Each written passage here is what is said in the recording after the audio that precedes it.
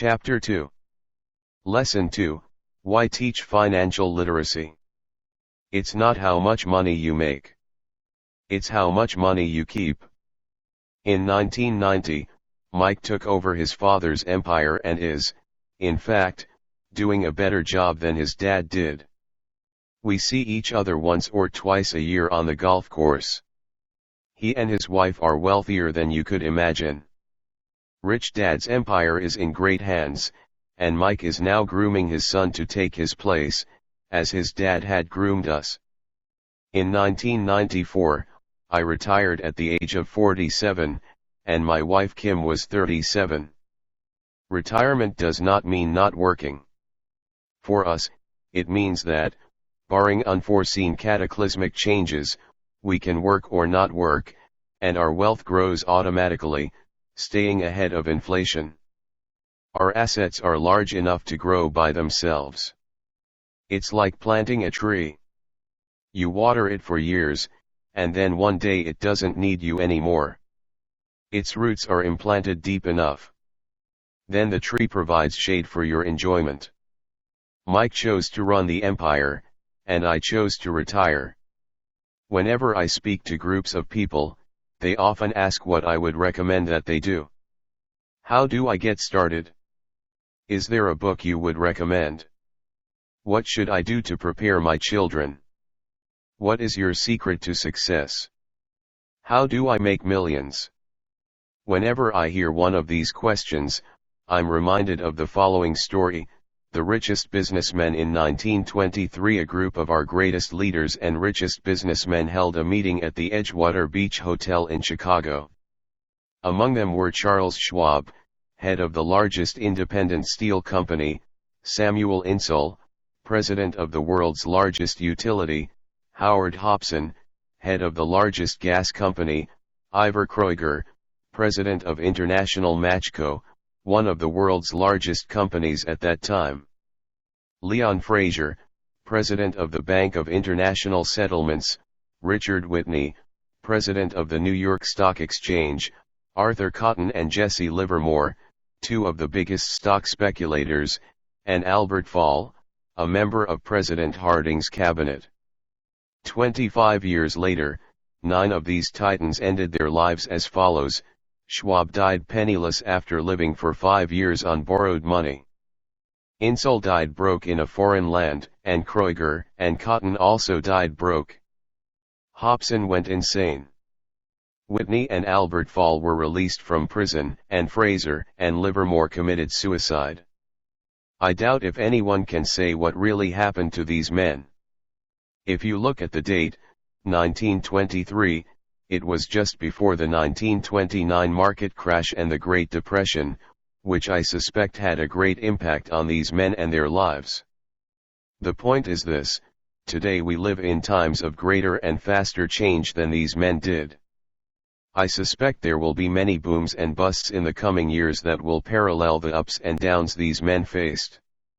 I am concerned that too many people are too focused on money and not on their greatest wealth, their education. If people are prepared to be flexible, keep an open mind and learn, they will grow richer and richer despite tough changes. If they think money will solve problems, they will have a rough ride.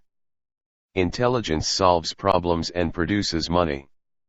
Money without financial intelligence is money soon gone. Most people fail to realize that in life, it's not how much money you make. It's how much money you keep. We've all heard stories of lottery winners who are poor, then suddenly rich, and then poor again. They win millions, yet are soon back where they started. Or stories of professional athletes, who at the age of 24 are earning millions, but are sleeping under a bridge 10 years later. I remember a story of a young basketball player who a year ago had millions. Today, at just 29, he claims his friend's attorney and accountant took his money, and he was forced to work at a car wash for minimum wage. He was fired from the car wash because he refused to take off his championship ring as he was wiping off the cars. His story made national news and he is appealing his termination, claiming hardship and discrimination. He claims that the ring is all he has left and if it was stripped away, he'll crumble. I know so many people who became instant millionaires. And while I am glad some people have become richer and richer, I caution them that in the long run, it's not how much money you make. It's how much you keep, and how many generations you keep it. So when people ask, where do I get started? Or tell me how to get rich quick, they often are greatly disappointed with my answer.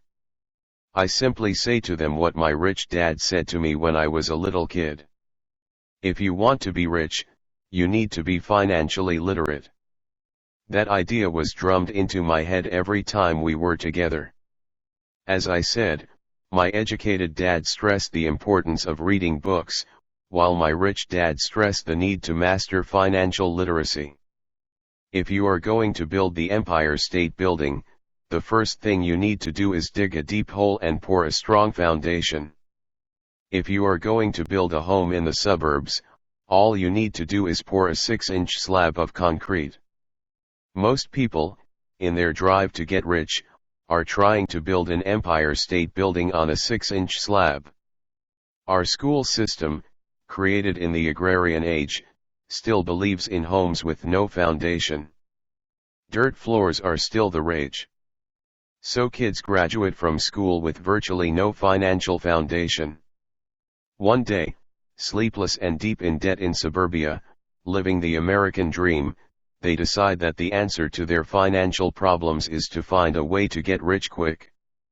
Construction on the skyscraper begins. It goes up quickly, and soon, instead of the Empire State Building, we have the Leaning Tower of suburbia. The sleepless nights return.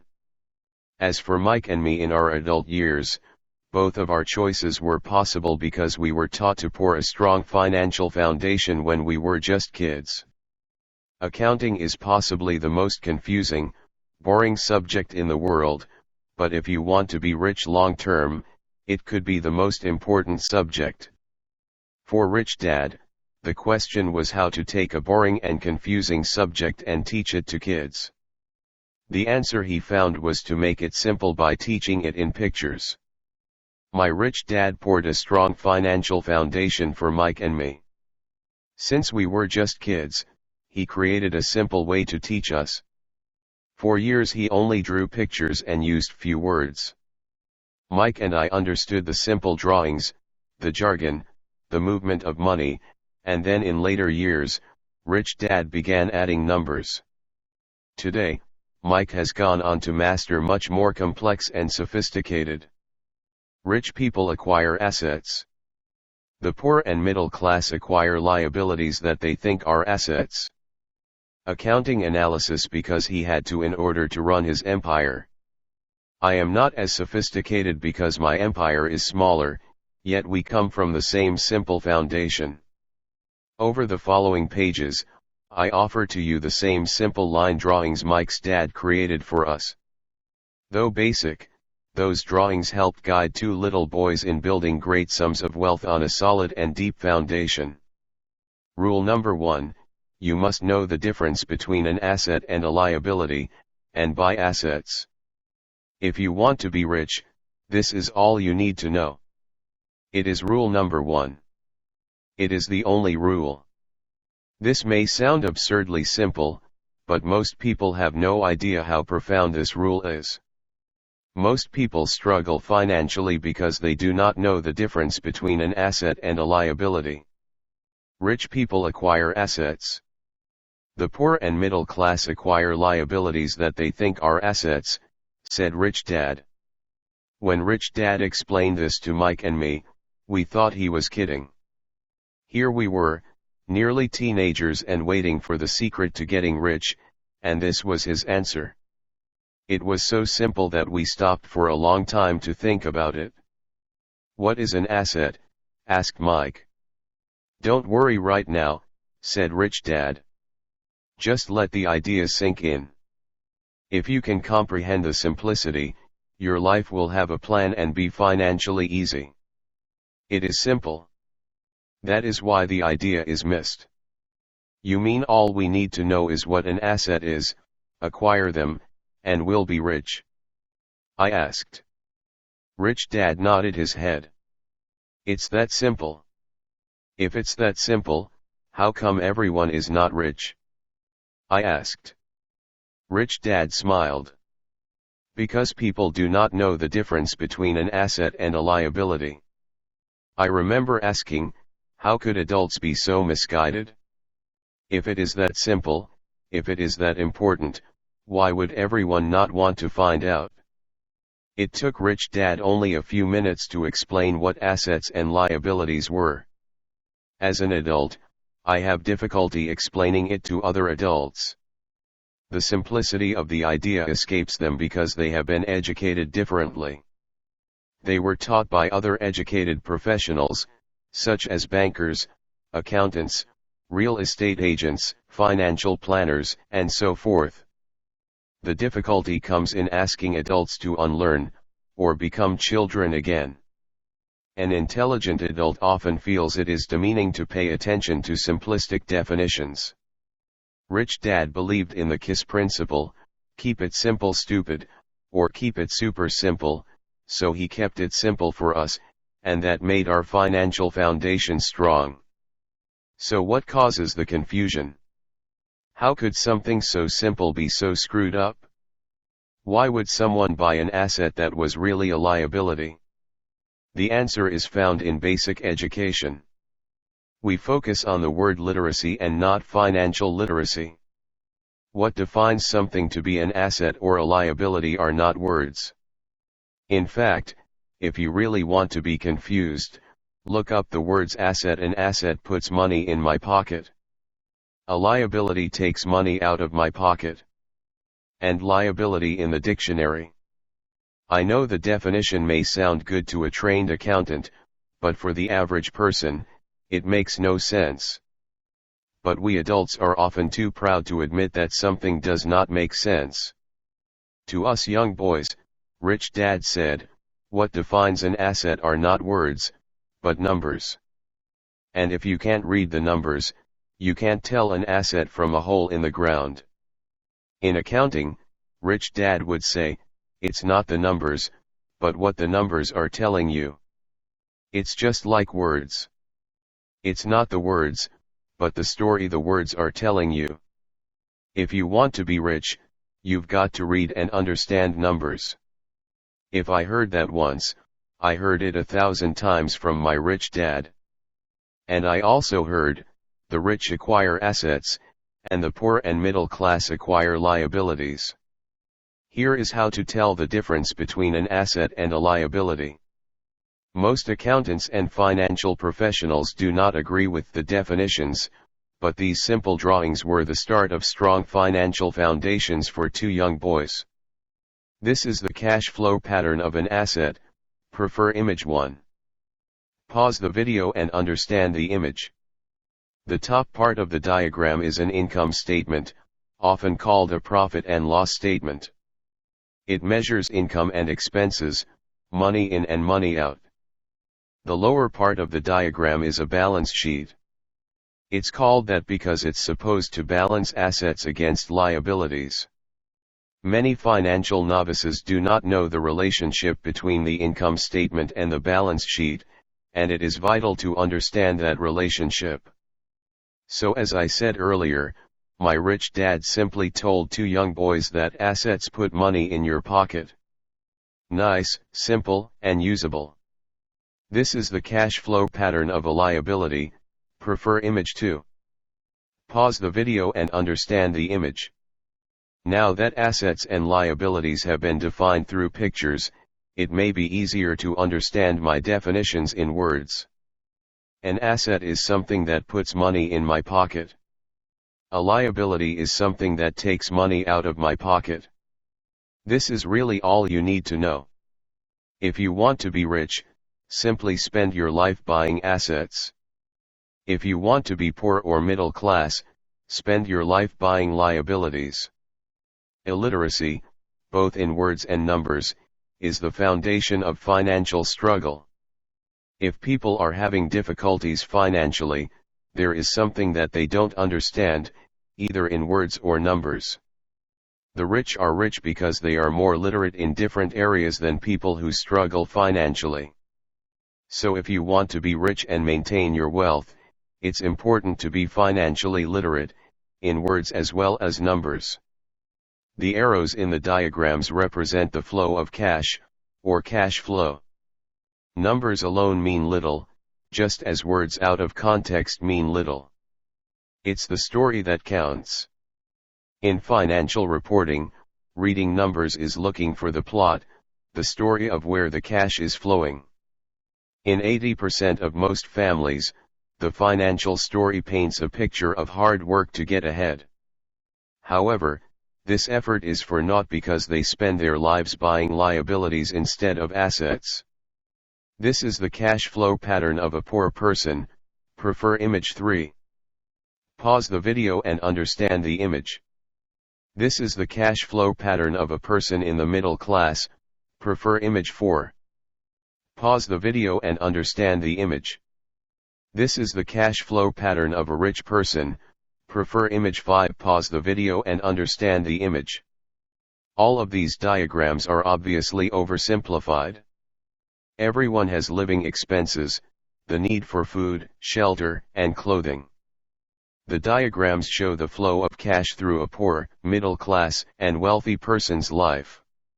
It is the cash flow that tells the story of how a person handles their money. The reason I started with the story of the richest men in America is to illustrate the flaw in believing that money will solve all problems. That is why I cringe whenever I hear people ask me how to get rich quicker, or where they should start.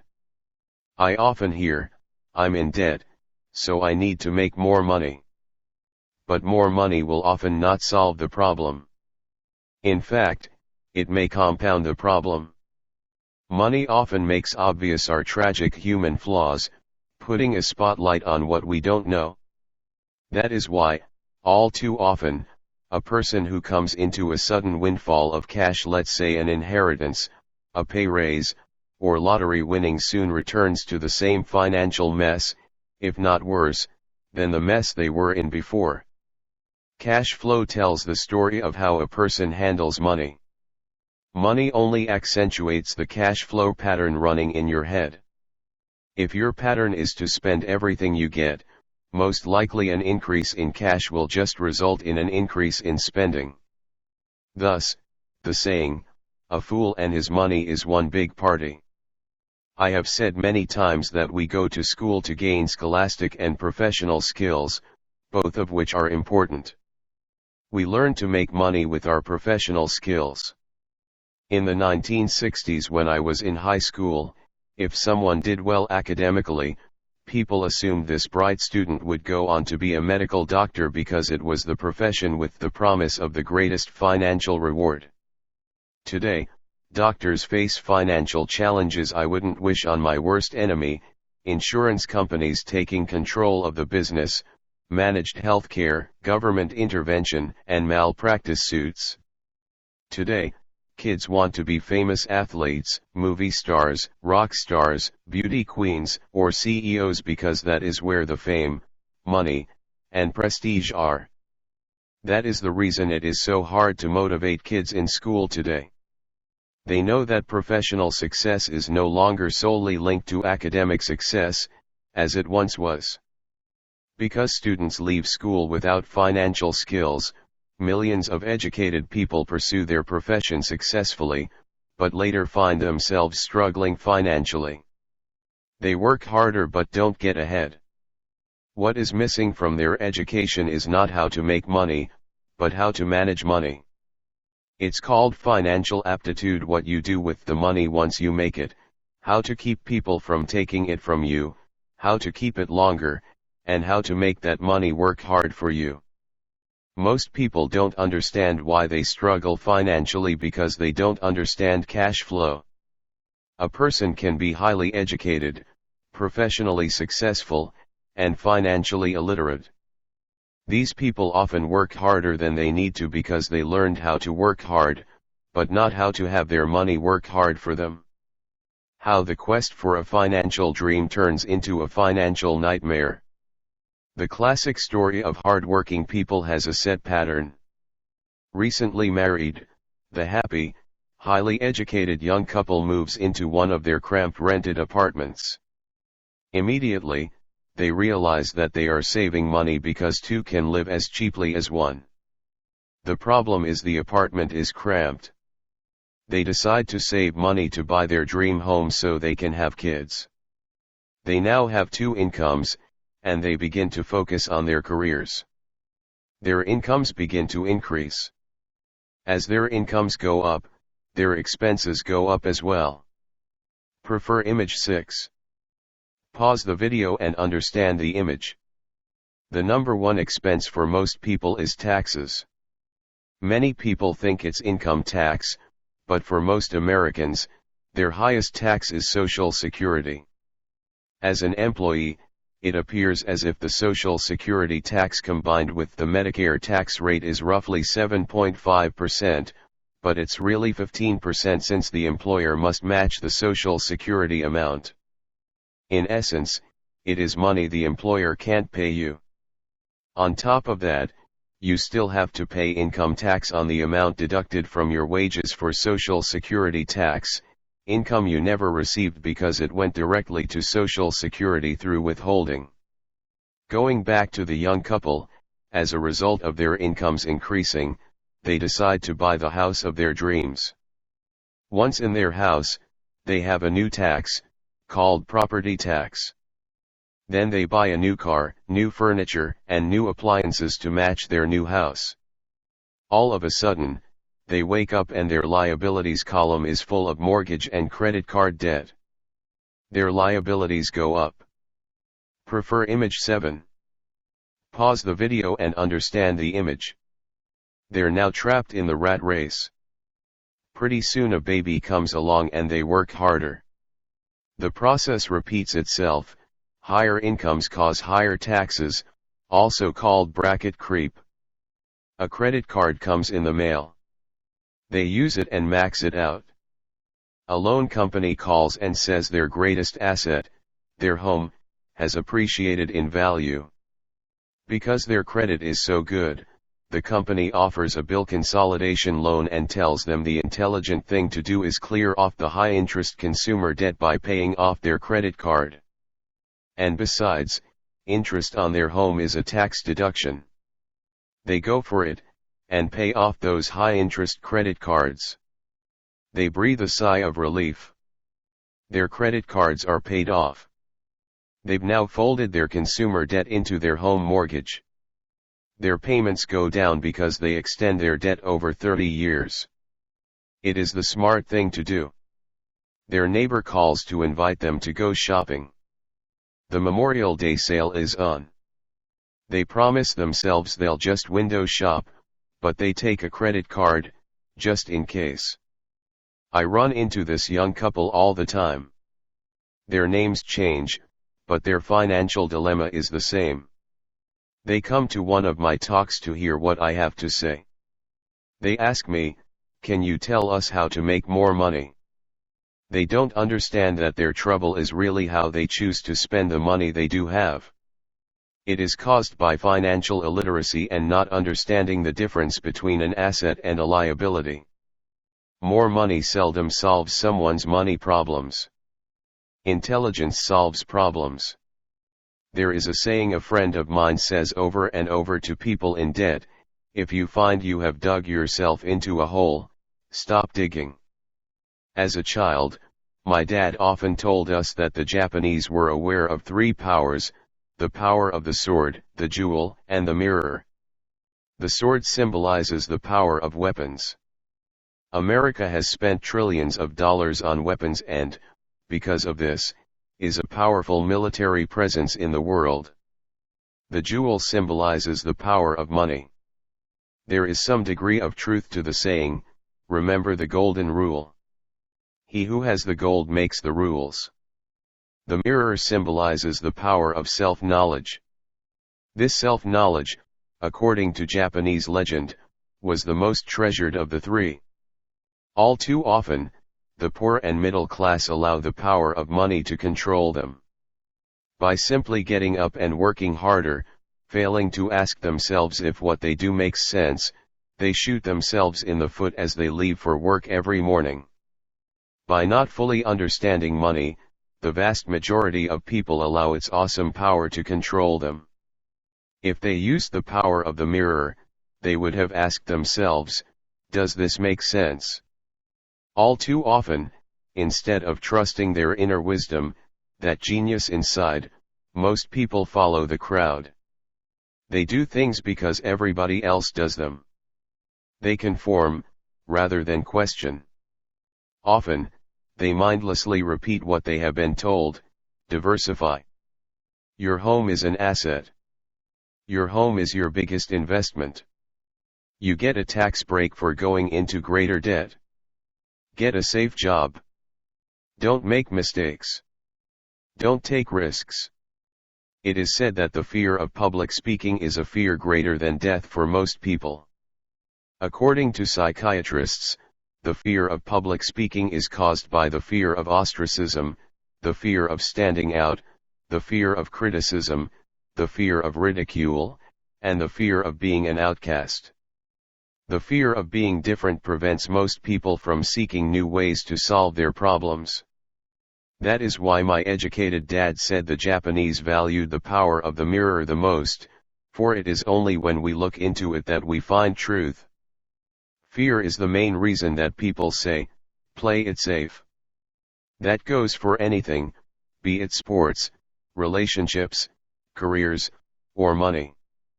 A person can be highly educated, professionally successful, and financially illiterate. It is that same fear, the fear of ostracism, that causes people to conform to, and not question, commonly accepted opinions or popular trends. Your home is an asset. Get a bill consolidation loan, and get out of debt. Work harder. It's a promotion.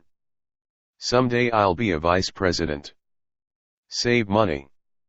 When I get a raise, I'll buy us a bigger house. Mutual funds are safe. Many financial problems are caused by trying to keep up with the Joneses. Occasionally, we all need to look in the mirror and be true to our inner wisdom rather than our fears. By the time Mike and I were 16 years old, we began to have problems in school. We were not bad kids. We just began to separate from the crowd. We worked for Mike's dad after school and on weekends. Mike and I often spent hours after work just sitting at a table with his dad while he held meetings with his bankers, attorneys, accountants, brokers, investors, managers, and employees. Here was a man who had left school at 13 who was now directing, instructing, ordering, and asking questions of educated people. They came at his beck and call, and cringed when he didn't approve of them. Here was a man who had not gone along with the crowd. He was a man who did his own thinking and detested the words, "We have to do it this way because that's the way everyone else does it." He also hated the word can't. If you wanted him to do something, just say, "I don't think you can do it." Mike and I learned more sitting in on his meetings than we did in all our years of school, college included. Mike's dad was not book smart, but he was financially educated and successful as a result. He told us over and over again, an intelligent person hires people who are more intelligent than he is. So Mike and I had the benefit of spending hours listening to and learning from intelligent people. But because of this, Mike and I couldn't go along with the standard dogma our teachers preached, and that caused problems. Whenever the teacher said, "If you don't get good grades, you won't do well in the real world," Mike and I just raised our eyebrows. When we were told to follow set procedures and not deviate from the rules, we could see how school discouraged creativity. We started to understand why our rich dad told us that schools were designed to produce good employees, instead of employers. Occasionally, Mike or I would ask our teachers how what we studied was applicable in the real world, or why we never studied money and how it worked. To the latter question, we often got the answer that money was not important, that if we excelled in our education, the money would follow. The more we knew about the power of money, the more distant we grew from the teachers and our classmates. My highly educated dad never pressured me about my grades, but we did begin to argue about money. By the time I was 16, I probably had a far better foundation with money than both my parents. I could keep books, I listened to tax accountants, corporate attorneys, bankers, real estate brokers, investors, and so forth. By contrast, my dad talked to other teachers. One day my dad told me that our home was his greatest investment. A not too pleasant argument took place when I showed him why I thought a house was not a good investment. Prefer image 8. Pause the video and understand the image. The above diagram illustrates the difference in perception between my rich dad and my poor dad when it came to their homes. One dad thought his house was an asset, and the other dad thought it was a liability. I remember when I drew the following diagram for my dad showing him the direction of cash flow. I also showed him the ancillary expenses that went along with owning the home. A bigger home meant bigger expenses, and the cash flow kept going out through the expense column. Prefer image 9. Pause the video and understand the image. Today, people still challenge me on the idea of a house not being an asset. I know that for many people, it is their dream as well as their largest investment.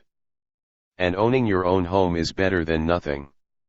I simply offer an alternate way of looking at this popular dogma. If my wife and I were to buy a bigger, flashier house, we realize it wouldn't be an asset. It would be a liability since it would take money out of our pocket.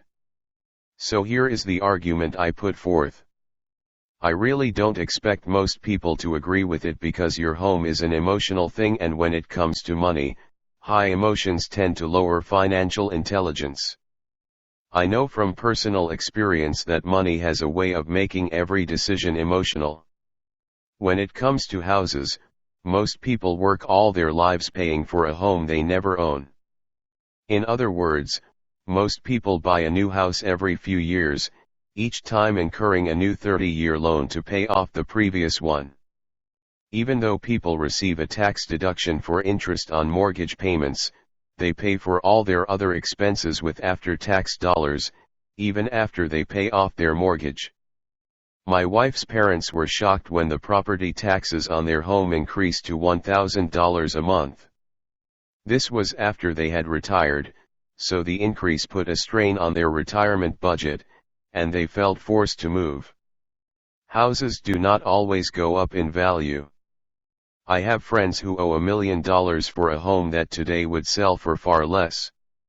The greatest losses of all are those from missed opportunities. If all your money is tied up in your house, you may be forced to work harder because your money continues blowing out of the expense column, instead of adding to the asset column, the classic middle-class cash flow pattern. If a young couple would put more money into their asset column early on, their later years would be easier. Their assets would have grown and would be available to help cover expenses. All too often, a house only serves as a vehicle for incurring a home equity loan to pay for mounting expenses. In summary, the end result in making a decision to own a house that is too expensive in lieu of starting an investment portfolio impacts an individual in at least the following 3 ways. 1. Loss of time, during which other assets could have grown in value. 2. Loss of additional capital, which could have been invested instead of paying for high maintenance expenses related directly to the home. 3. Loss of education. Too often, people count their house and savings and retirement plans as all they have in their asset column. Because they have no money to invest, they simply don't invest. This costs them investment experience. Most never become what the investment world calls a sophisticated investor. and the best investments are usually first sold to sophisticated investors, who then turn around and sell them to the people playing it safe. I am not saying don't buy a house.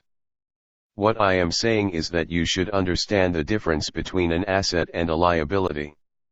When I want a bigger house, I first buy assets that will generate the cash flow to pay for the house. My educated dad's personal financial statement best demonstrates the life of someone caught in the rat race. His expenses match his income, never allowing him enough left over to invest in assets. As a result, his liabilities are larger than his assets. The following diagram on the left shows my poor dad's income statement. It is worth 1,000 words. It shows that his income and expenses are equal while his liabilities are larger than his assets. My rich dad's personal financial statement on the right reflects the results of a life dedicated to investing and minimizing liabilities. Prefer image 10. Pause the video and understand the image. Why the rich get richer. A review of my rich dad's financial statement shows why the rich get richer. The asset column generates more than enough income to cover expenses, with the balance reinvested into the asset column. The asset column continues to grow and, therefore, the income it produces grows with it. The result is that the rich get richer. Prefer image 11. Pause the video and understand the image. Why the middle class struggle. The middle class finds itself in a constant state of financial struggle. Their primary income is through their salary.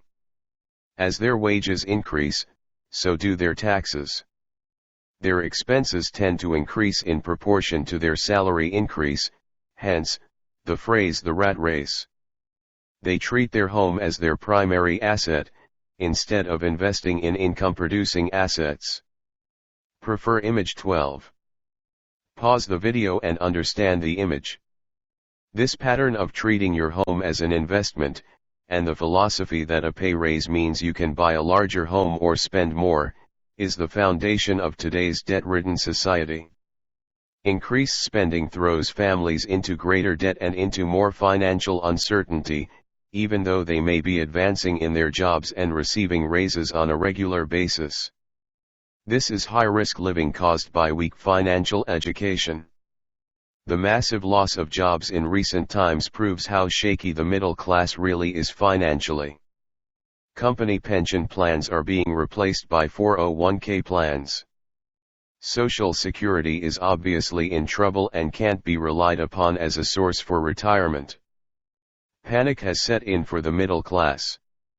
Today, mutual funds are popular because they supposedly represent safety.